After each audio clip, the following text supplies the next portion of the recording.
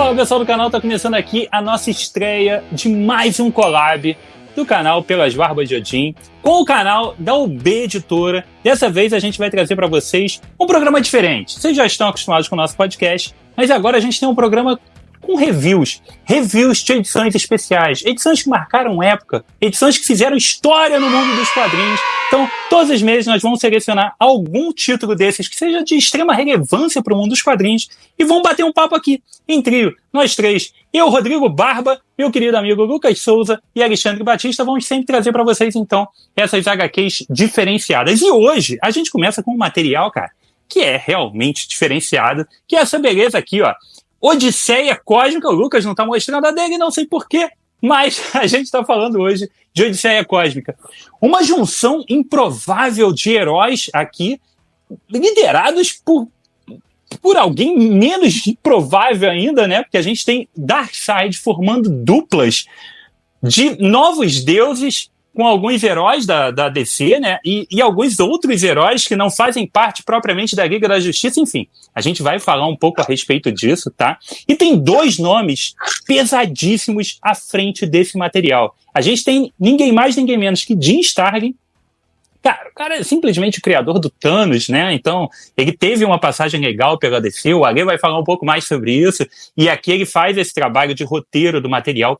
E a gente tem a arte, cara, de um carinha chamado Mike Mignola, que não tem tanto trabalho assim dentro de Marvel e DC, porque ele simplesmente criou lá um personagem chamado Hellboy e tá há mais de 30 anos fazendo isso. Então a gente tem aqui uma dupla bem diferente, fazendo um quadrinho bem diferenciado, né? Então, vamos lá que hoje a gente vai falar de Odisseia Cósmica. Alesão, conta pra gente, cara, como é que isso daqui saiu lá fora? Qual é a história por trás desse material? Cara, quando rolou a crise nas Infinitas Terras em 1980 e poucos, né, 85, a DC deu uma repaginada, não foi só um reboot em termos do universo da DC. Eles deram uma repaginada também na linha editorial, né? Foi ali naquela época que Karen Berger começou a despontar como editora e criou o selo Vertigo e tudo mais. E uma das responsáveis, né, pela linha editorial da DC, ela começou a trazer nomes que não tinham participado até então da linha editorial. Então foi aí que entrou Frank Miller, foi aí que entrou Alan Moore, Neil Gaiman, e um dos caras que ela trouxe foi o Jim Starlin, cara, que estava até então, né, ele tinha começado em 72 na Marvel, publicado muita coisa dessa área cósmica, que era meio que herança do Jack Kirby e tudo mais. E o Starlin, cara, manda muito bem nesse tipo de saga cósmica. Tanto que ele fez o Dreadstar, que não é pela Marvel, né, que é aquela coisa meio He-Man espacial e tal, eu tenho aqui, é maneiro pra caramba. E ela chamou o Starlin para fazer uma saga cósmica e que ia, né, não ia abalar o universo, tinha acabado de ser abalado há 3 anos antes. Então, em 1988, o Starlin escreve e o Mike Mignola, que estava despontando, ele ainda não era esse super desenhista que a gente conhece, quer dizer, era, mas a gente não sabia, né? O cara estava começando a aparecer.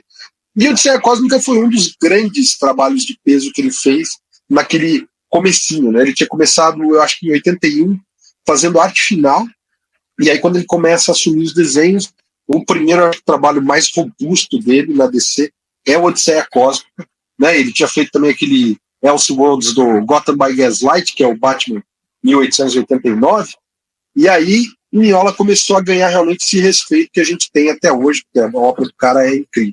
Então, publicado originalmente entre 88 e 89, numa minissérie de 4 edições, cada fascículo tinha 52 páginas, né?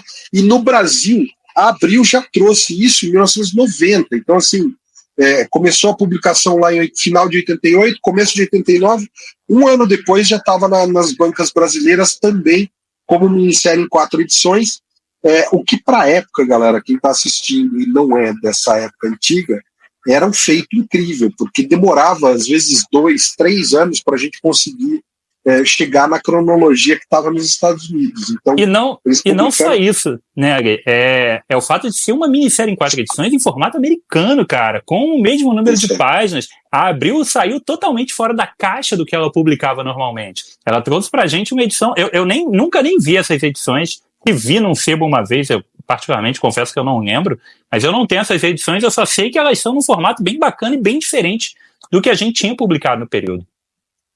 Com certeza. E fez tanto sucesso na época que já em 91 eles relançaram o encadernado. A Panini lança na edição número 12 de Grandes Clássicos DC, aquele encadernado capa cartão lá dos anos de 2007. Tá? Mas a tua versão é capa dura. A minha é capa dura porque ela saiu em 2015, nessa edição de luxo, e eu só estou mostrando aqui, em vez de mostrar um printzinho na tela, porque ela tem esse efeito metálico na capa, cara, que a hora que você pega o print na internet não aparece. Pessoal, então a gente tá mostrando os culpados aí dos ônibus aí, ó. Olha os dois culpados aí, ó. Ah, cara. Mas é aquilo que você fala sempre, né? Você tem a edição de 2007, fácil de achar. Você tem a edição para achar de abril, capa cartão. Aquela sériezinha clássicos DC, aquilo ali era maravilhosa, né? Era bom demais. Foi uma excelente. E a Panini está lançando de volta agora, né? Em 2023 saiu no Grandes Eventos DC, que eu acho que tem uma programação visual horrível. Sim. Saiu Odisseia Cósmica agora em 2023, nesse que é capa cartão. Então vale a pena. Elogiou pra mim aquela tarja vermelha que fica em cima? Demais. Não é capa dura? A versão mais recente não é capa dura, Gui? A versão mais recente, Grandes Clássicos DC, é capa dura. Grandes Clássicos DC sempre capa dura. É o mesmo padrão de Marvel Vintage. Grandes Eventos DC. Grandes Eventos DC é capa dura. É uma coleção que a Panini relança capa materiais dura, DC isso aí. Em capa dura. Tá. Mas quem falou capa cartão, vermelha em cima, bonitona, aquela tarja vermelha. Não, é azul, a tarja é azul. É azul.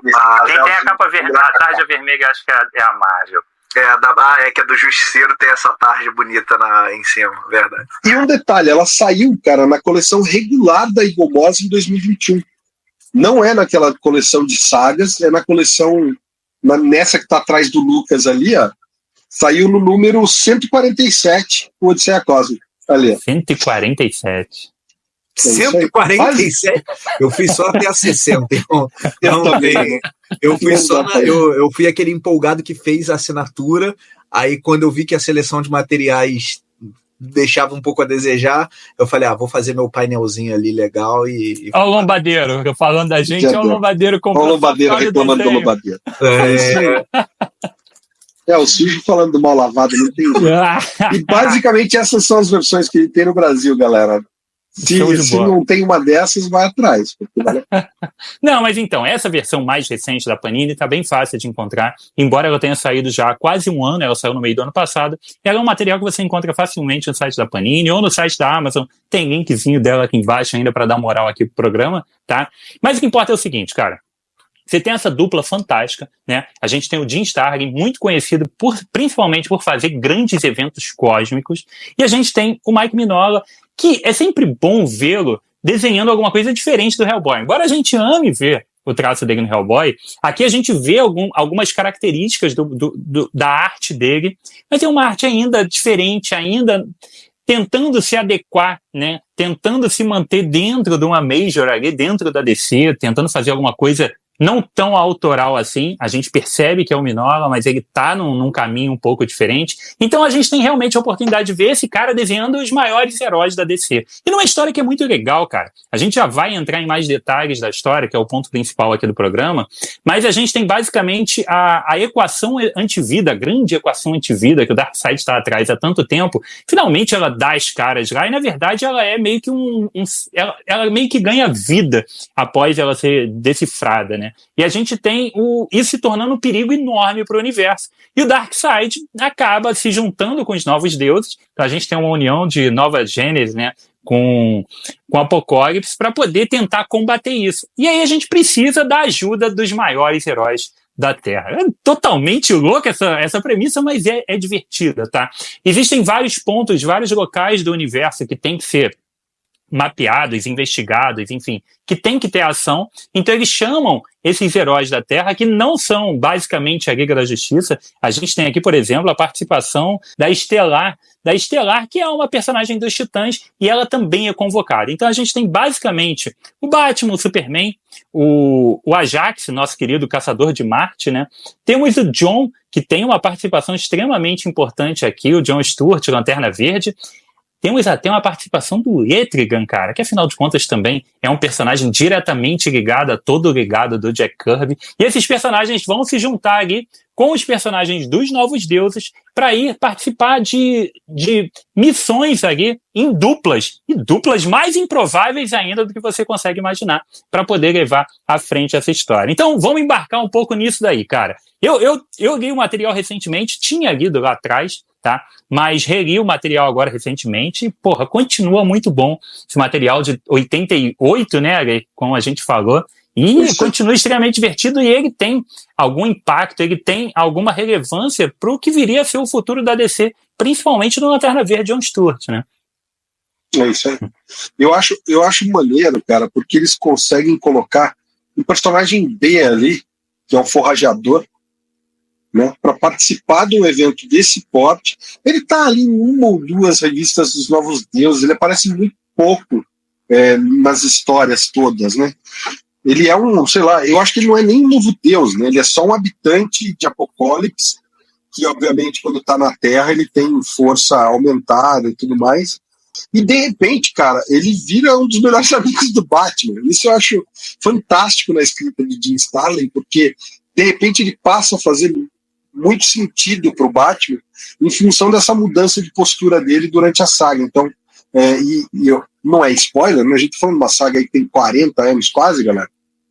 A morte dele impacta demais o Batman, né? Então, é bacana você ver que, embora você esteja nessa força-tarefa, o Batman, em momento algum, ele muda de postura em relação ao Darkseid. Tipo, cara, se é um vilão, a gente tá salvando o universo, mas eu não vou dar bola pra você, porque é o que aconteceu com o cara aqui, que é meu amigo, tá ligado? Então, eu acho isso um ponto. Eu sei que eu tô me antecipando aqui, mas eu acho maneiro pra caramba essa jornada no forrajador, porque era um game.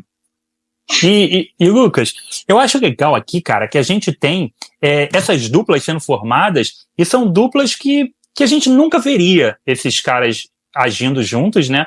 E cada uma delas vai tendo desmembramentos bem diferentes da condução, né, da história em si. Porque cada uma vai agir. Esses personagens estão tentando agir juntos, mas nem sempre isso vai funcionar. Então, são dinâmicas bem interessantes que a gente vê, né?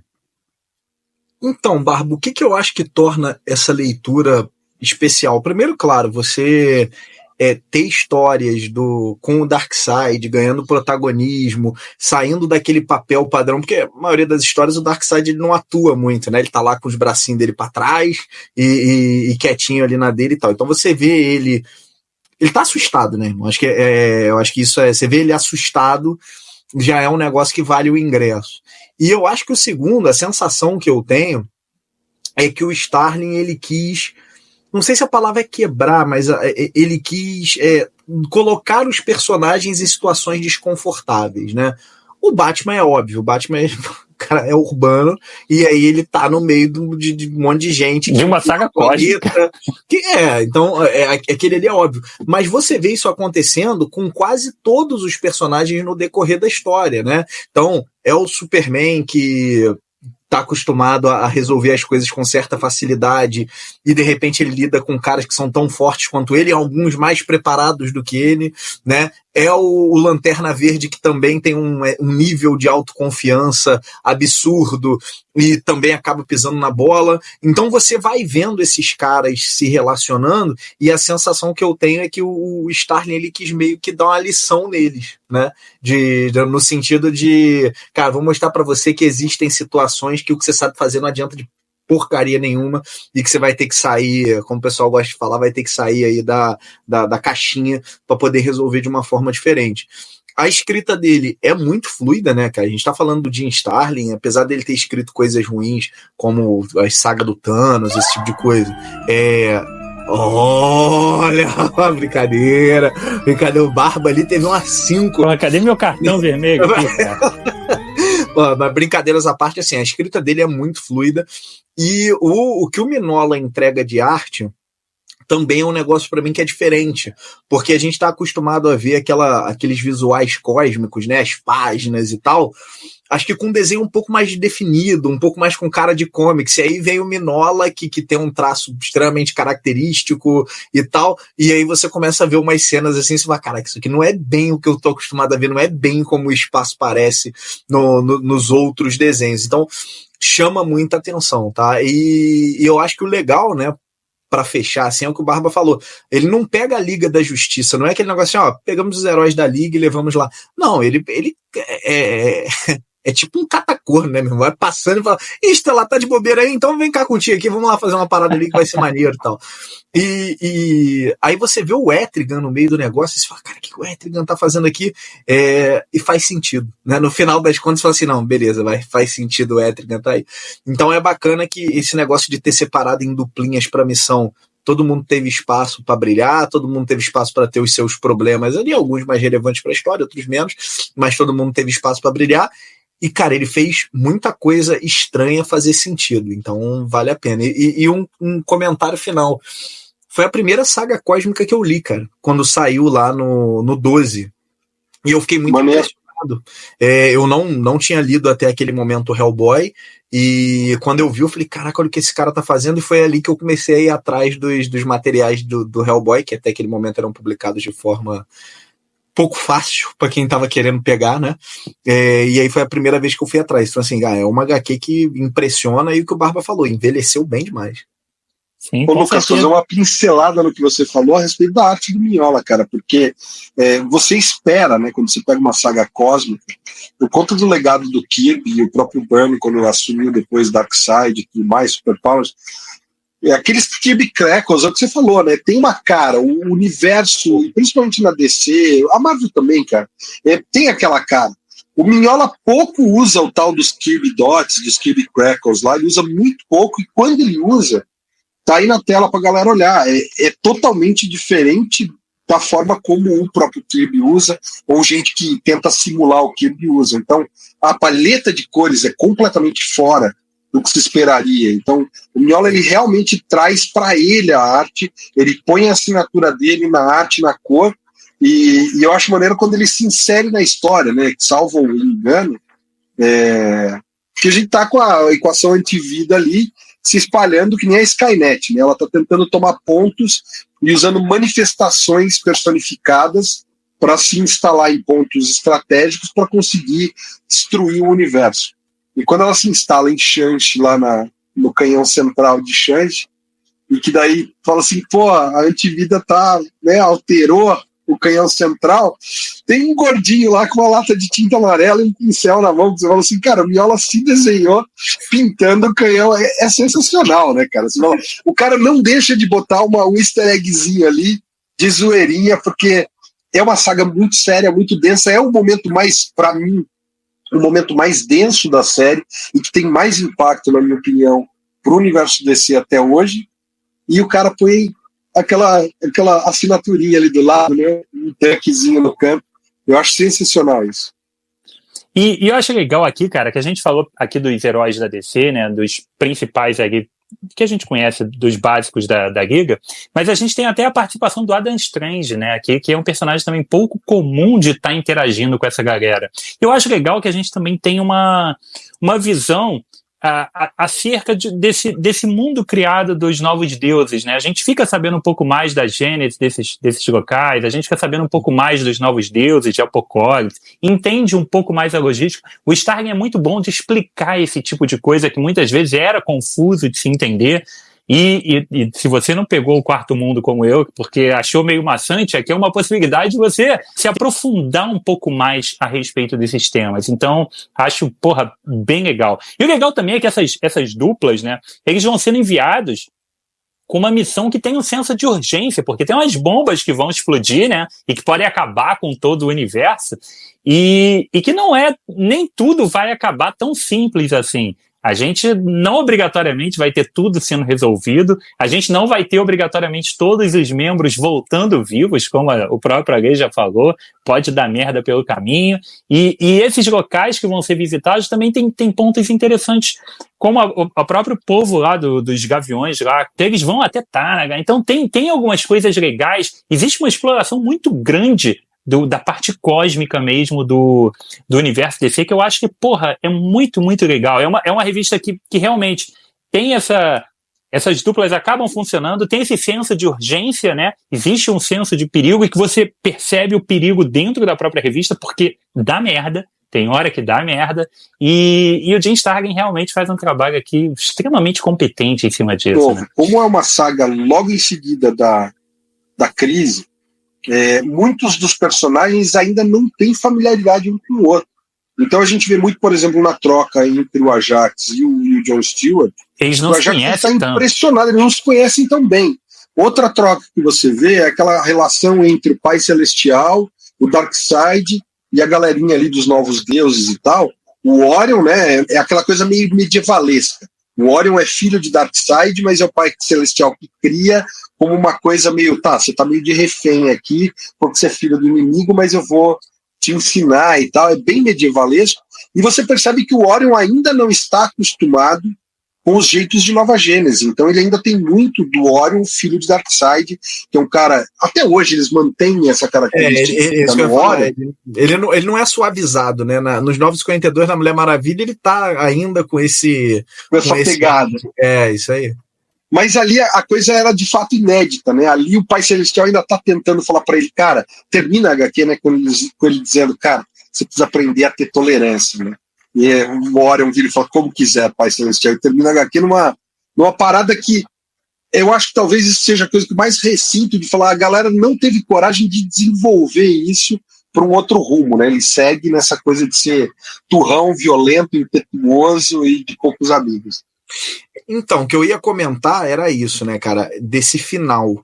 Porque quando você vê é uma saga cósmica, tal, não sei o quê, normalmente termina com, e tudo foi resolvido, todos ficaram bem, né, e vamos ali no bar da esquina tomar uma gelada, né, é mais ou menos nessa vibe.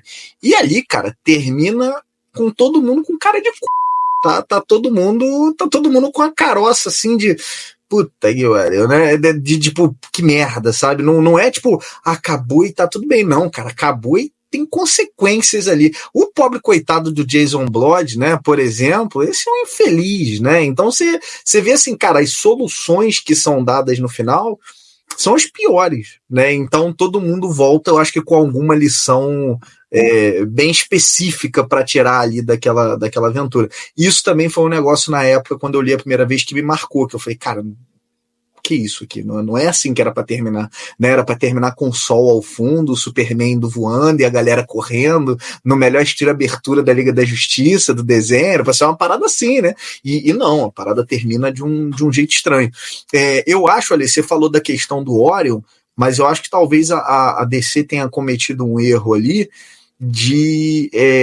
a exceção do caso do John Stewart, né, que ele precisa se enfrentar com um pouco mais de volume os erros dele, o resto é meio que no universo regular é meio abandonado, né? Você até vê que a própria tensão do John Stewart com o Ajax, ela não é explorada de maneira profunda depois, né? Ela é meio que para ali. Então eu vou tentar interpretar isso daí, tá? Posso estar totalmente equivocado.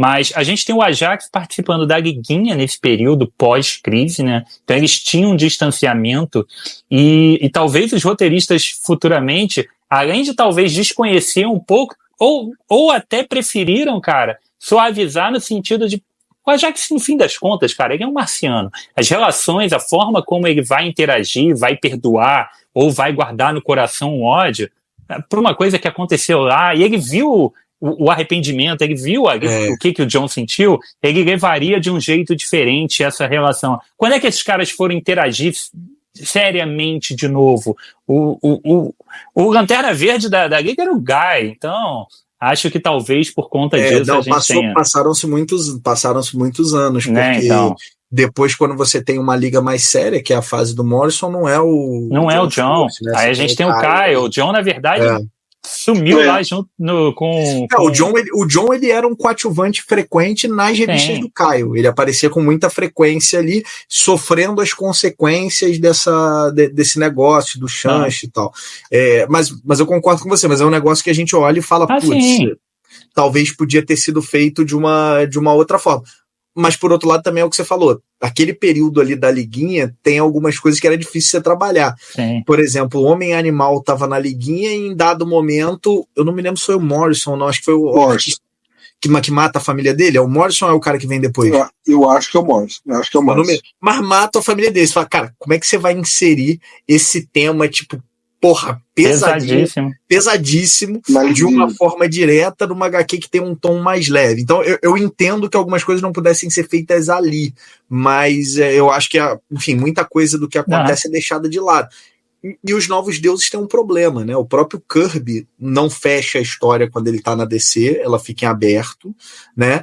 E depois, os Novos Deuses, eles ficam meio que vou chamar de a deriva, né? Então eles vão aparecendo de maneira muito periférica em várias histórias, mas ninguém a história dos Novos Deuses, ela não anda, né? Ela para ali com, olha, quando eram crianças, Darkseid e o Pai Celestial, para selar a paz, trocaram os filhos. Então eles não podem mais se digladiar diretamente. Então agora eles vão fazer isso quase numa Guerra Fria, né? Então isso vai acontecer quase que num modelo de Guerra Fria, enquanto o Darkseid busca a equação antivida. E você nunca passa daquele ponto, né? Essa história nunca avançou, né? Quem tentou fazer ela avançar foi o Morrison no Crise Final, que ninguém entendeu o que ele fez, né? Então é isso. Isso é papo para outro programa. Isso, cara, essa consequência, especialmente da equação antivida, ele chega na equação antivida, ela sai de controle e depois isso volta para estaca zero. Quer dizer, ele segue procurando a equação antivida. Perdeu de novo, ele esqueceu. No meio da confusão, ele perdeu. Mas aquilo do tipo, você conseguiu a parada, e você viu que não deu certo. Mas peraí, aí você volta a querer a parada. Tu perde a chave de casa uma vez, aí tu acha. Aí tu sai de casa, perde de novo. Aí tu não vai procurar porque tu já procurou uma vez. É isso? Não, eu tô procurando um cachorro, daí eu consigo um cachorro. O cachorro vem e me morde toda a minha família, eu preciso chamar a ajuda do vizinho pra dar conta do cachorro. Aí eu solto o cachorro e falo, agora eu queria atrás dessa porcaria desse cachorro de novo. Não faz pra mim um puto no sentido, mas tudo bem. Não, é verdade, isso pra mim não sacaneia com a saga. Deixa quieto. Deixa eu só perguntar pra vocês, antes da gente ir pra consideração final, isso daqui seria, cara, essa Odisseia Cósmica seria o primeiro movimento para retomar a parte cósmica do universo DC após a crise. Afinal de contas, após a crise, a gente começou a ter a reestruturação de todos os personagens, né? A gente começou, ou de quase todos. Isso aqui seria esse primeiro passo para... a gente precisa ampliar, Gui. Vamos fazer essa minissérie aqui e é uma possibilidade da gente ver se a gente vai seguir algum caminho depois, ou não. Eu não acho que é o primeiro passo, Barba, mas sim um dos passos. Você vê que a DC estava colocando alguns pezinhos, né? Você tem mais ou menos dessa mesma época uma Invasão, que já expande toda aquela parte mais envolvida com o Superman, de Daxan e dos Dominions e tal, e uma série também que pegou todos os títulos. Você tem Lendas, Lucas? Milênio fez isso. O Lendas brinca com o Darkseid também, né? É porque, na verdade, assim, nesse quesito do cósmico, a sensação que eu tenho é que a DC nunca quis dar muita ênfase a isso, ao contrário do que a Marvel faz numa linha. Uhum. Você não tem grandes sagas histórias, cósmicas, revistas. As sagas você até tem, mas coisas muito pontuais, sabe? Você não tem uma continuidade cósmica. Quando você tem é na revista do Lanterna Verde, mas que explora muito mais situações pontuais em detrimento de uma grande criação e tal. Então, nesse quesito, eu acho que é proposital. O que eu sinto ali, nesse começo do pós-crise, é que eles queriam de alguma forma arquitetar o Darkseid, e isso permanece até hoje, como o grande mal a ser combatido, né? Isso é a sensação que eu tenho ali, que era algo que talvez a gente não tivesse tanto antes. Você não tinha o Darkseid com essa...